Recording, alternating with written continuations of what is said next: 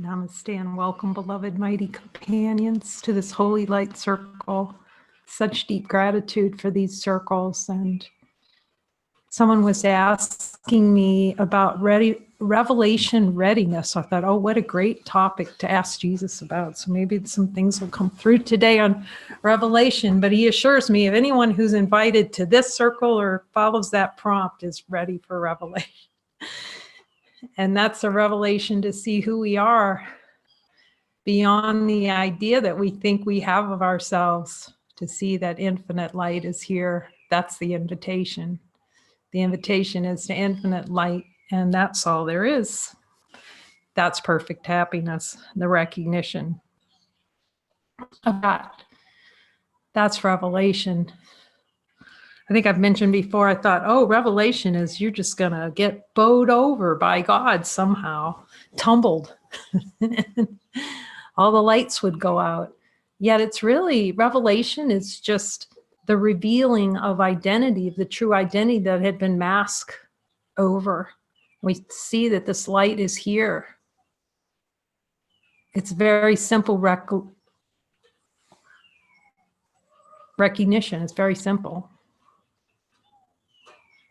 Yeah, we're looking for some kind of huge knock me over. And people have those, I mean, those experiencers talked about, it's just helpful to remember that revelation is the recognition of the unmoving as true. What doesn't move or doesn't change. And that's very simple as my 7-year-old niece saying, all is forgiven. That's recognition. And Jesus says the book of Revelation is basically unintelligible because you can't really describe revelation. Can we describe the light of divine being that's here? In the recognition, can it be described and put in a little box and talked about?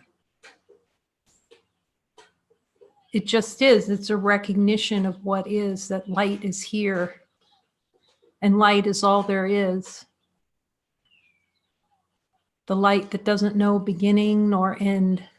The Alpha and the Omega. I and the Father are one.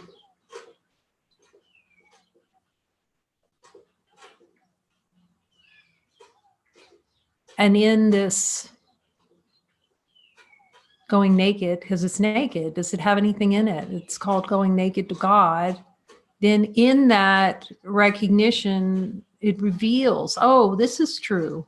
That's oh, right. Jesus said, that's true. It's revealing in the space for grace. It says, oh, that's true. So there may be some kind of earth-shattering, Jesus take us to light thing. And just with the memory, that it's a recognition, it's beyond knowledge of the world, and the simplicity that this can be is very helpful. Otherwise, we're just like searching and waiting for the next, like a big bang. And in the honesty of God is the recognition of light, a big bang. It's undoing the big bang.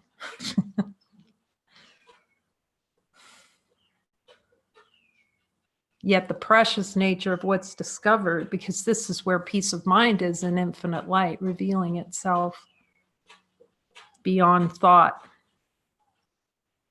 beyond what can be changed.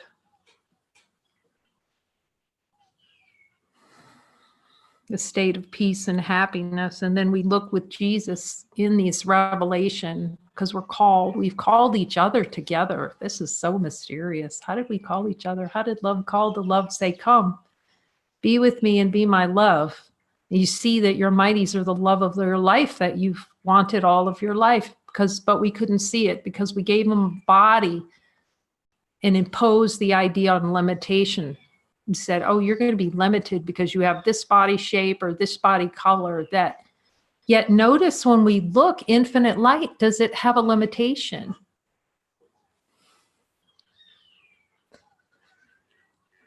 You can even breathe easier. Feel how you breathe as light.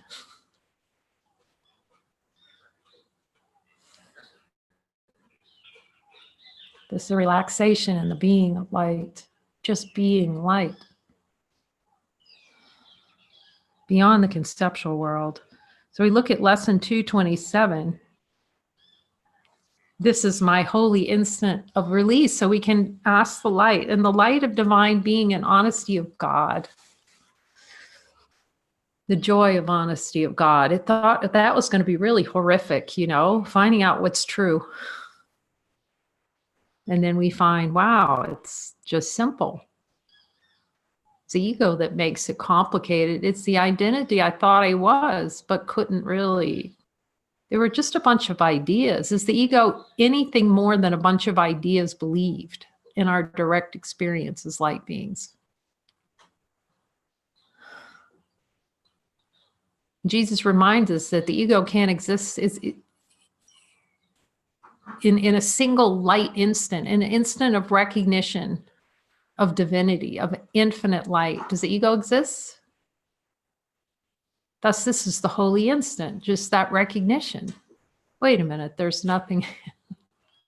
It's even beyond wait a minute, but at first, when you first recognize, oh, wait, there's, yeah, okay, there's something here. Doesn't die. Has the light ever been born? Can we find a birth time, a time for the light?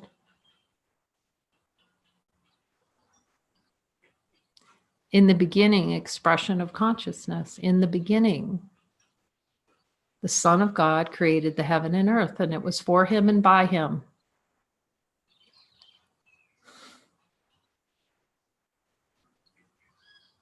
The Spirit uses all of it, turns time into a learning device that can be learned. We can learn from the Spirit. This is my holy instant. Can the light in the holy instant, the release of all ideas, be in a... Does it take any time to recognize infinite light in our direct experience?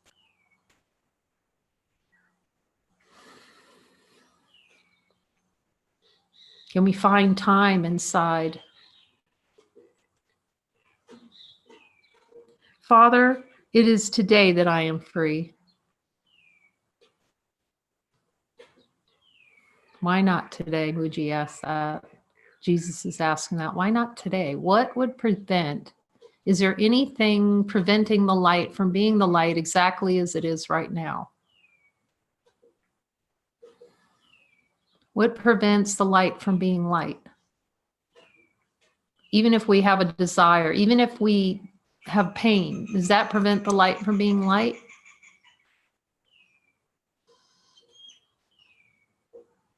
Father, it is today I'm free because your will, my will is yours, and the light of infinite being is our will, God's will.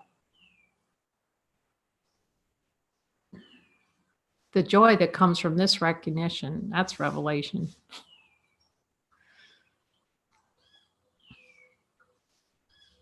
Because to the ego, it sounds horrible to have the will with the Father.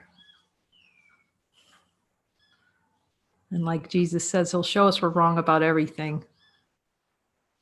And that's the rejoicing. I was wrong that I could have a little will in a little body.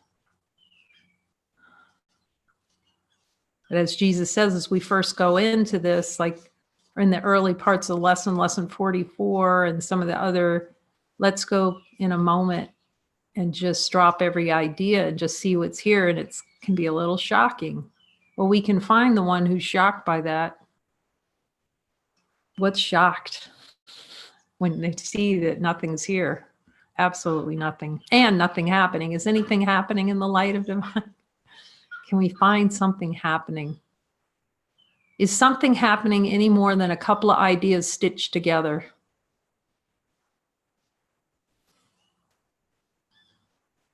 This is powerful. We're powerful beings, being the one.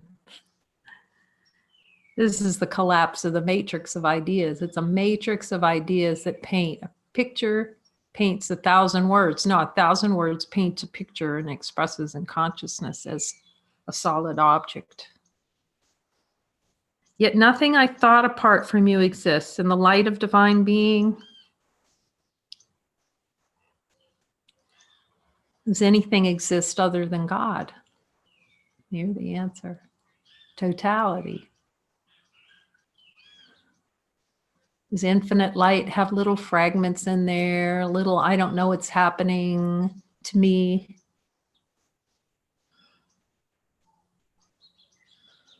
Anywhere in infinite light, it's good to look in there to remind ourselves. Jesus, will you remind me ways this is all there is? He says, you have merely to ask me. How simple. Never thought about asking him until not too long ago to remind me of the lesson all day long. That's how simple. Can you remind me of this holy instant all the time? See that happiness? This is my holy instant release. Will you keep reminding me of that? What does the light say to that? It just says yes. If you ask.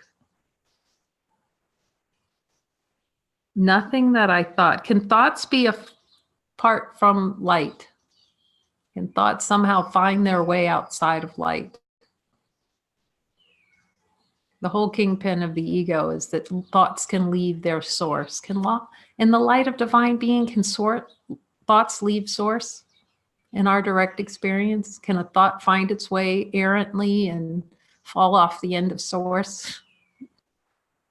It's like the ships that thought, okay, when the world was flat, that we could possibly sail off the edge of it and disappear into the abyss. Yet the whole belief system of the ego depends on leaving source, yet we can see in the light. Is there any way for a thought to escape the light? Can it? Even if it arises, the thought forms. And what is a thought anyway? Like, we take thoughts so serious. What are those things? What is a thought? Never thought to ask what a thought is. What's a thought?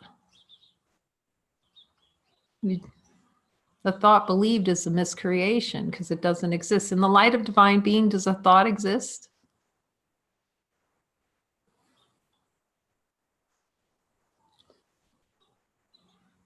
It's jumping on the train of hell, actually. We talked about staying on the station, as Muji would say, stay in the station, do not follow.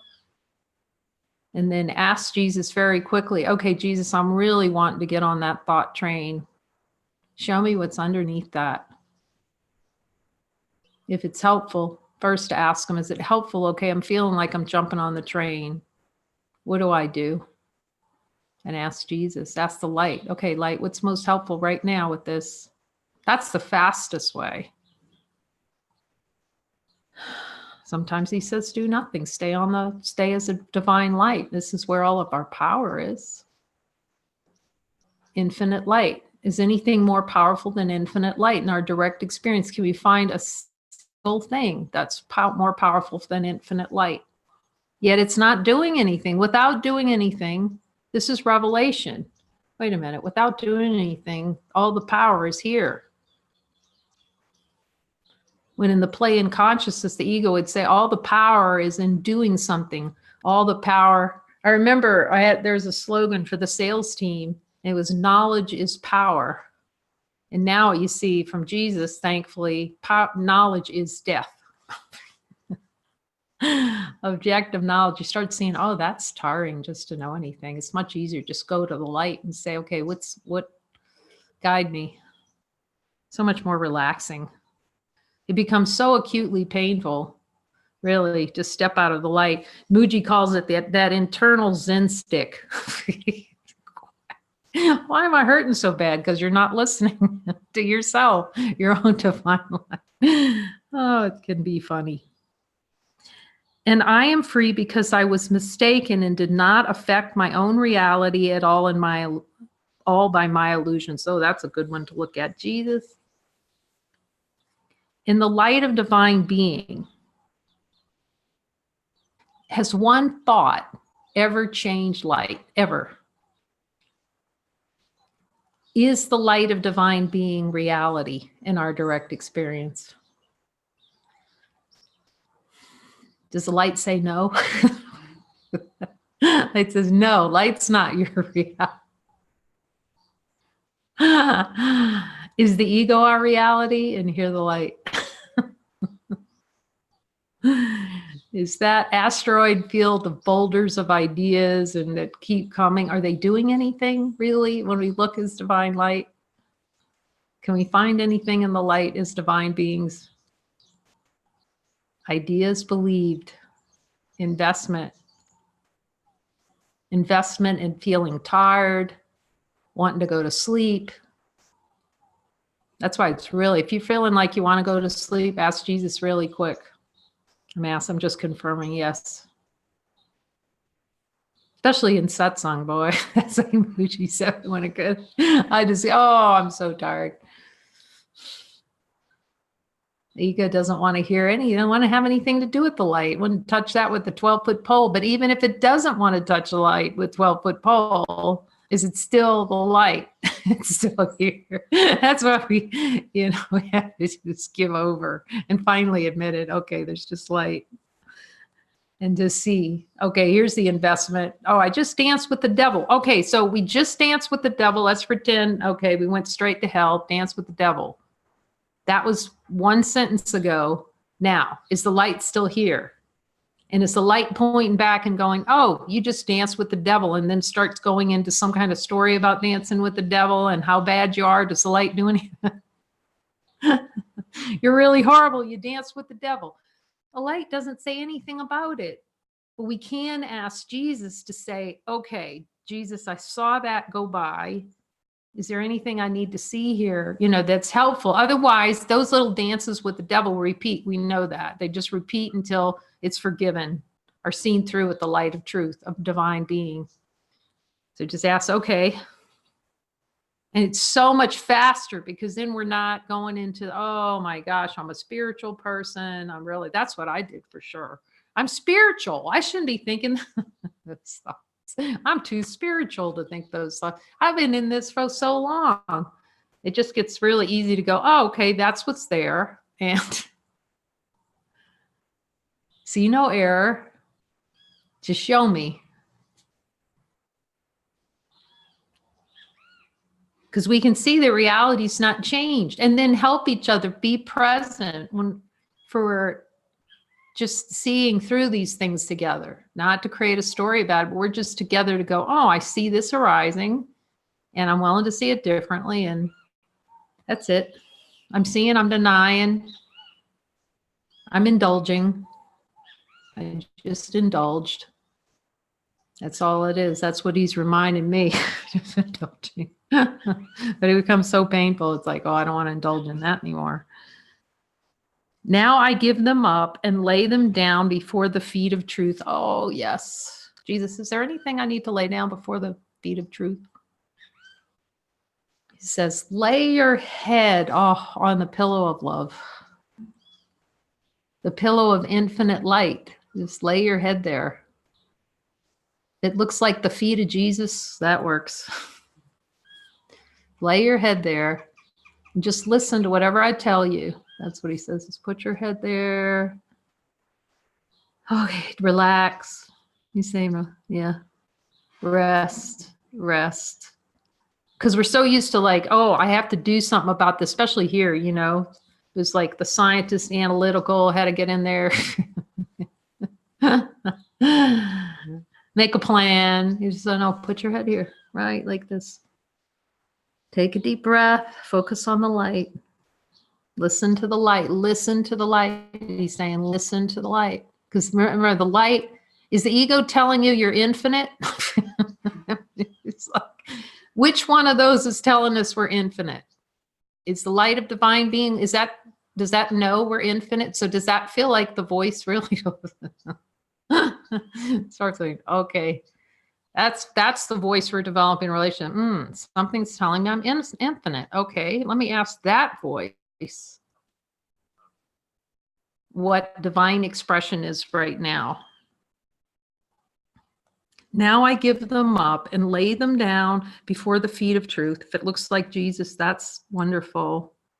Whatever truth looks like, light in the mind, It's always about the willingness, the intention. Like, is the intention to say, okay, I want to see what's true, however that works. To be removed forever from my mind. In the light of divine being, are these illusions, can they be removed forever in the mind, in the light of divine being? Forever, ever, ever, and never have them come again. Jesus says they can only come if you want them.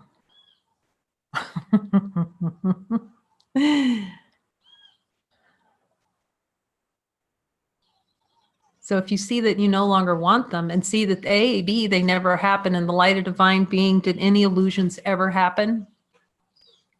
Can any illusion ever happen in the light of divine being? Can we find a place where light can be covered over when we really look as divine being? He says, now I give them up, lay them down before the feet of truth, lay them into the light.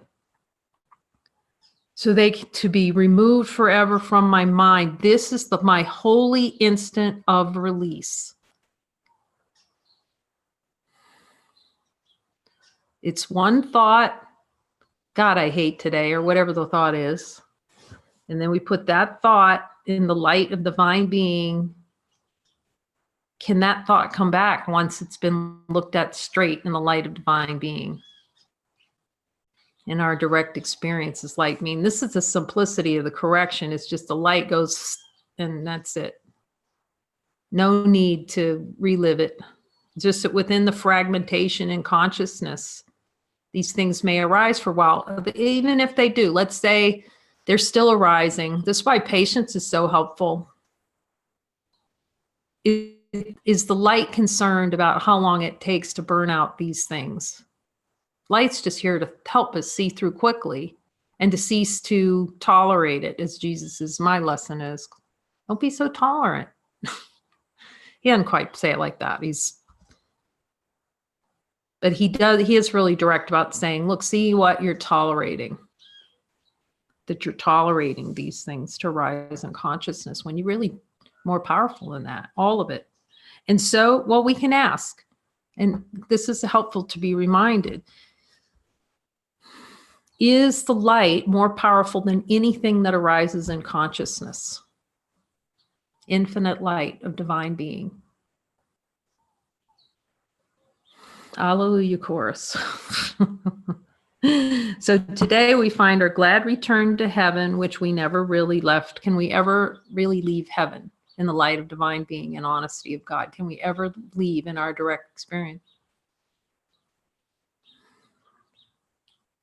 The Son of God this day lays down his dreams. Says, Jesus, I put all dreams and ideas and I lay them lightly in the light of the divine being to be seen through as untrue, to be forgiven,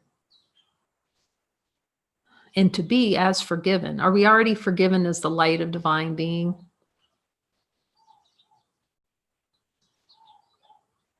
The Son of God this day comes home again, released from sin and clad in holiness.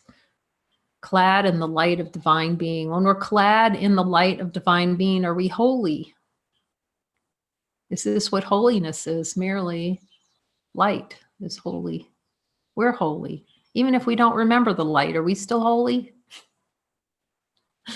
Can we truly be unholy? That's a really good question. Even if we're totally involved in the ego and pretending like we're a body, can we be unholy? That's why our brother's always holy, regardless of how he's behaving. He's still holy. We just forget. And behavior comes out of the beliefs that are in the subconscious mind. But that has to be divine perfection. We have to just totally trust that Jesus has that handled and see only the holiness. That's why he says, do not correct your brother. To see the holiness. Unless, it's do not correct your brother. Because then we're usurping the power of God, that God's got everything handled. The only thing we can do, we can't correct anything, because as soon as there's a thought that something needs to be corrected, that's a doubt thought about our identity, right? Because we know divine light sees no error. So Jesus is teaching us how to express divinity, and divinity is not reacting off of, okay, here's an appearance right here. It doesn't react off of it. It just expresses it as wholeness. So it's not hunting around. It's the light hunting around in there to something to change or judge. It just doesn't look for things to change or judge. Now, it may respond if a question comes up. Is the light a mamby-pamby pushover? Either, because there's an idea of, oh, I'm spiritual and I'm just so nice that I'm going to get pushed over. Is the light getting tilted by anything? The light may express as a relatively strong position on something, but it seems like a position, but the light doesn't hold a position, but it may express. It's like Jesus. Let those among you without sin cast the first stone. You know, it may come through, boom. So direct, so powerful. That's why he has the lion and the lamb. There's a gentleness, yet a power. And you can see this in the reflections of our mind of beings like Muji or David Hoffmeister, or some of the beings' reflections that are so devoted to truth. They are not pushovers. I think someone once said, I think Suzanne said, David does some of the most rude things. It's not rude. The ego thinks things are rude because their ego makes all kinds of rules about what's rude. Divine being is just uncompromising to the expression of divinity. It's the ego that sets up all the rules about the way things have to be. Infinite light. And as long as we're imposing those rules on others, that means we're imposing them on ourselves about how we believe we need to be. Our only function is express divinity, as though there's no one here, actually. And well, and the only way to do that is to follow that voice within, follow Jesus's voice and do what he says every time. Okay, what do I do here? What do I say here? That way we can bypass all those ideas about others. Father, I know my will is one with yours. In the light of divine being, do we know that our will is one with his? And hear the answer. Jesus, can we rest in this? Yes. The only place of rest is knowing our will is the same as the Father. So when we pretend that it's otherwise, we suffer desperately. And so today we find our glad return to heaven, which we never really left. The Son of God this day lays down his dreams. Just lay them ever so gently in the light of divine being.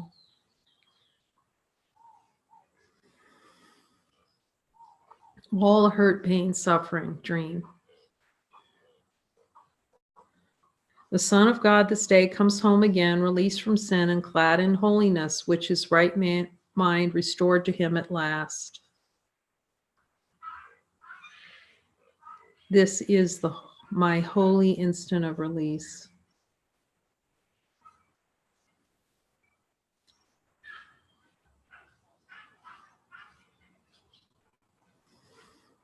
Jesus, will you show me anything below my level of awareness?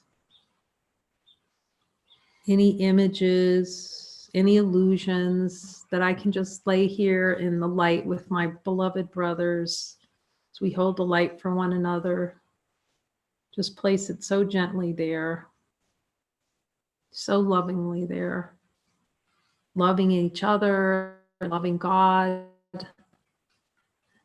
and just seeing how gently it's lifted by angels every time we just place that heaviness. Just feel the heaviness of it all. Just place it in the light.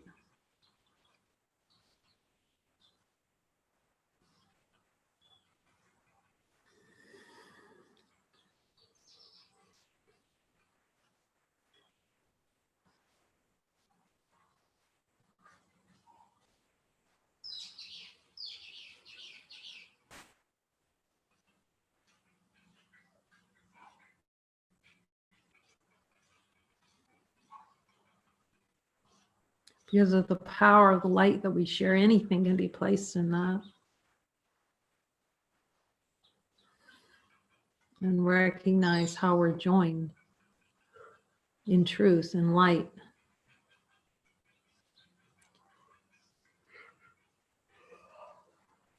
And this is the first time I've really heard to open if there are any questions.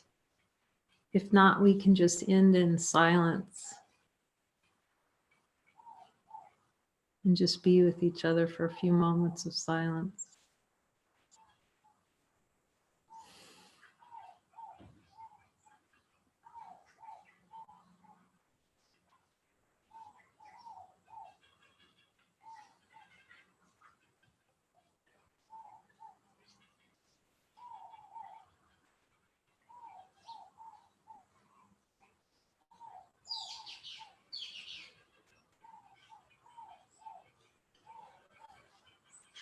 You can also feel free to send questions by Facebook or email, however it works for you. Something arises. I feel like we're really here, this love to support each other throughout the day, with the memory of each other, how precious this really is, this infinite light.